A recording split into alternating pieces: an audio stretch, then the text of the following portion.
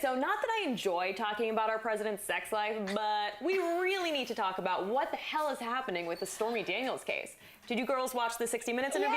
Yes, of course. Of course, yeah. And I'm excited. I'm excited that we've got a porn star versus the president. I think this is all very exciting. But expected. Of him. Like, I'm not even surprised about the affair in itself, you know? And I don't really think that we care much about the affair. Like, the problem right now is all the illegal money that went into it and possibly, you know, physical threat back in the 2011 case. Yeah. But I think that my favorite part, well, I have two favorite things about this. Number one, I loved how she talked about how this is not part of the Me Too movement. Yes. Yeah, I love that she said that. She's like, I'm not a victim here. It was consensual. This isn't what that is. She said she didn't want to have sex with him. She wasn't attracted to him. I think she was 27 and he was 60, but she still did it. And they didn't use a condom, which she explains in the interview. But she says she has no reason to lie about it. Right. Yeah. You know, she just wants the truth to be told, especially because she has a daughter. And she wants her record to be clean. And she doesn't want to be roped into this whole movement that's happening with women trying to find a way where we're not the victim. But at the same time, she made it very clear, even though she didn't want to, right? She did it anyway. Yeah. And just because she did something that she didn't want to do didn't make her some kind of victim. I love that. Or didn't make it wasn't forced. Right. Well, he didn't force it on her. She even spanked him. And he said, you remind me of my daughter. That is terrible. Disgusting. I hope that doesn't remind him of his daughter. Otherwise, there's a problem in the White House. Yeah. And when she was talking about that, it's like, it's a humiliating kind of vision, you know, like, yeah, someone should spank you with that magazine. Turn around, put your pants down, pam, pam, pam. She's talking about the President of the United States.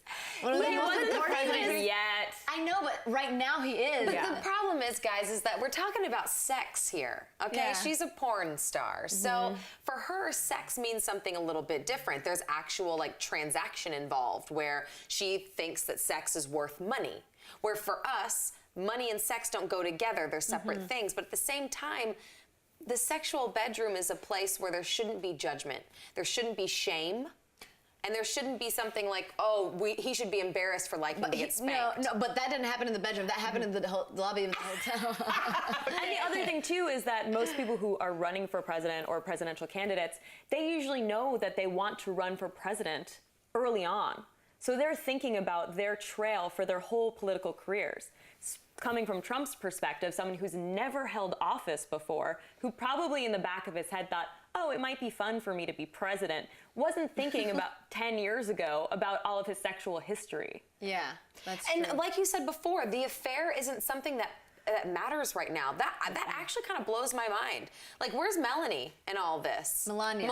Yeah. So, where's Mel at? Right? What is she doing in all of this? Is she just, and he's still also continued to deny everything. Well, are we sure she's even a legal immigrant or not a porn star? I mean, her nude photos just came out too. Yeah. But she's which hot. were really, really interesting. But I wonder if she cares. I wonder if really they don't care just as much as the public don't.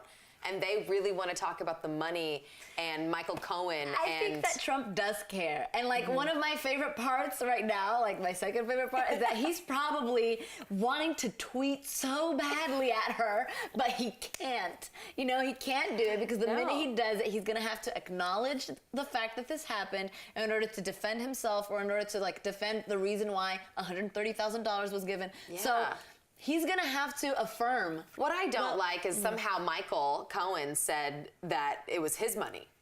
That somehow it wasn't Trump's money, and that who in their right mind would pay $150 to their child, more or less a stranger?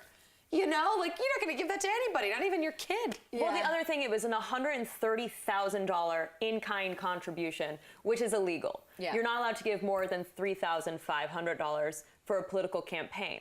So at any rate, the problem is that technically it wasn't part of the campaign, even though he used his email and he used the Trump organization for everything. Yeah, it's obvious. It's gonna be hard for them. Yeah, I think. Well, now what they're saying, I actually just checked the news a couple of hours ago. What they're saying is that the lawyer did this without thinking Trump would ever know.